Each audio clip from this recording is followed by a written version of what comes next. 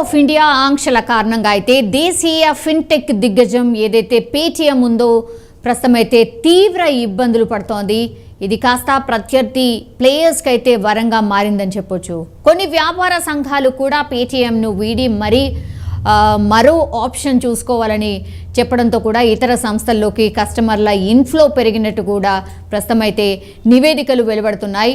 So ప్రస్తుతం పేటీఎంలో కొనసాగుతున్న సంక్షోభం సహా పేమెంట్ బ్యాంక్ అంటే యూపీఐ ఖాతాల విషయంలో వినియోగదారులు కొంత భయపడుతున్న పరిస్థితి. ఇదే సమయంలో వాల్మార్ట్ యాజమాన్యంలోని ఫోన్పే కస్టమర్స్ బేస్ విపరీతంగా పెరిగినట్టు తెలుస్తోంది. సో పేటీఎంకి ప్రత్యామ్నాయాల కోసం వెతుకుతూ ఉన్నారు. సో కొన్ని రోజులుగా వినియోగదారుల సంఖ్య కనీసం 15 నుంచి 20% ఎక్కువగా ఉన్నట్టు గణాంకాలు కూడా చెప్తున్నాయి. సో వేరే వేరే యాప్స్కి షిఫ్ట్ అయిపోతున్నారు కస్టమర్స్ అంతా కూడా. పేటీఎం పేమెంట్స్ బ్యాంక్ సేవలు నిలిపివేయడానికి ఫిబ్రవరి 29ని ఆర్బీఐ అయితే చివరి తేదీగా అంటే డెడ్ లైన్గా చెప్పింది. కాబట్టి గడువు సమీపిస్తున్న కొద్దిగా కూడా ఫోన్పే యాప్ ఇన్స్టాలేషన్స్ మరియు లావాదేవీల్లో మరింత వృద్ధి కనిపిస్తోంది, అంటే పెరుగుదల కనిపిస్తోంది. చాలామంది ఫోన్పే ఈ డిఫరెంట్ పేమెంట్ మోడ్స్ని ఎంచుకుంటున్నారు. సో ఒక నివేదిక ప్రకారం అయితే ఇది కూడా వెలువడుతున్న పరిస్థితి కనిపిస్తోంది. సో ఫిన్టెక్ రంగానికి చెందిన పలువురు ఆర్థిక నిపుణులు అయితే ఇలా పెరగడానికి ఇదే రీజన్ అని కూడా భావిస్తున్నారు. సో అదనపు ఇన్ఫ్లో నిర్వహణ కోసం ఫోన్పే కూడా ఇప్పటికే బ్యాంక్డ్ సిస్టమ్ను కూడా అప్గ్రేడ్ చేస్తున్నట్టు కూడా సమాచారం. సో ఒక్కసారి కస్టమర్స్ ఒక యాప్ నుంచి ఇంకో యాప్కి షిఫ్ట్ అవుతున్నప్పుడు పూర్తిగా వాళ్ళ యాప్ మీద ఒత్తిడి కావచ్చు, ఇవన్నీ కూడా కొనసాగబోతున్నాయి. కాబట్టి దానికి సంబంధించి కూడా పూర్తిగా సిస్టమ్ని అప్గ్రేడ్ చేసుకునే ప్రయత్నం చేస్తోంది ఫోన్పే. అండ్ పూర్తిగా అందివచ్చిన అవకాశాన్ని అయితే ఉపయోగించుకుని కస్టమర్ బేస్ను భారీగా పెంచుకోవాలని కూడా పెద్దగానే ప్లాన్ చేస్తోంది ఫోన్పే. అండ్ ఇట్లాంటి వార్తలే ఎక్కువగా వినిపిస్తున్నాయి. సో వివిధ రకాల ప్రచారాలతో వినియోగదారులు అండ్ వ్యాపారులను అట్రాక్ట్ చేసే ప్రయత్నం కూడా చేస్తోంది, ఆన్ బోర్డ్ చేసేందుకు కూడా సిద్ధమవుతోంది.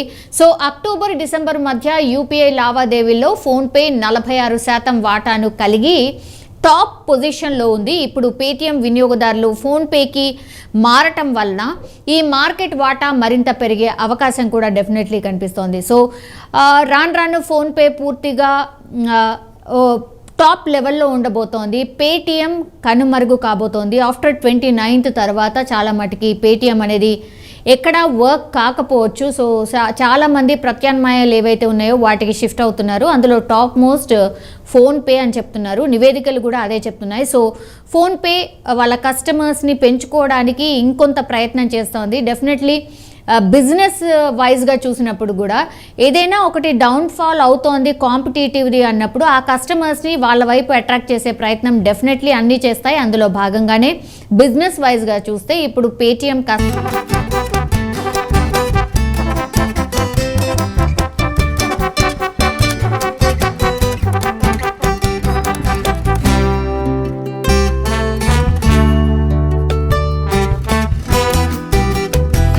పేటీఎం పేమెంట్స్ ఏవైతే జరుగుతాయో సో ఆ బ్యాంక్ లైసెన్స్ని కూడా రద్దు చేశారు అన్నటువంటి వార్త అయితే ఇప్పుడు చక్కర్లు కొడుతోంది. సో పేటీఎం పేమెంట్స్ బ్యాంక్స్ ఇప్పటికే ఆంక్షలు విధించింది ఆర్బీఐ. సో తాజాగా ఆ సంస్థ లైసెన్స్ రద్దు చేసే దిశగా యోచిస్తున్నట్టు కూడా సమాచారం అంతోంది. సో ఏవైతే లావాదేవీలు జరుగుతున్నాయో దానికి సంబంధించి విధించిన dead line March 15th. So ఆ డెడ్ లైన్ ముగిసిన అనంతరం దీన్ని అమల్లోకి తేవాలని కూడా భావిస్తోందట. సో త్వరలోనే దీనిపై ఒక ఫైనల్ డిసిషన్ అయితే తీసుకోబోతున్నట్టు కూడా వార్తలు వస్తున్నాయి.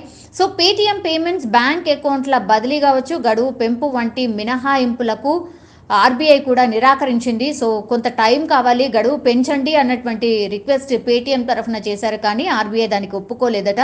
సో డెడ్ లైన్ ఏవైతే ఉండిందో March 15th ఏదైతే డెడ్ లైన్ ఉండిందో అదే మీకు లాస్ట్, ఇంకా అప్పటి వరకే మీ ప్రాసెస్ అంతా ఫినిష్ చేసుకోవాలి అన్నటువంటి మాట స్పష్టంగా ఆర్బీఐ తెలియజేసిందట. సో పేటీఎంకి ఇంకింత కష్టాలు పెరిగాయి అనుకోవచ్చు. సో పేటీఎం పేమెంట్స్ బ్యాంక్స్ ఏవైతే ఉన్నాయో వాటి లైసెన్స్ను కూడా రద్దు చేసే దిశగా అడుగులు పడుతున్నట్టు స్పష్టమవుతోంది. సో కంప్లీట్గా ఈ యాప్ ఇంకా ఆల్మోస్ట్ కనుమరుగయ్యే అవకాశాలే కనిపిస్తూ ఉన్నాయి.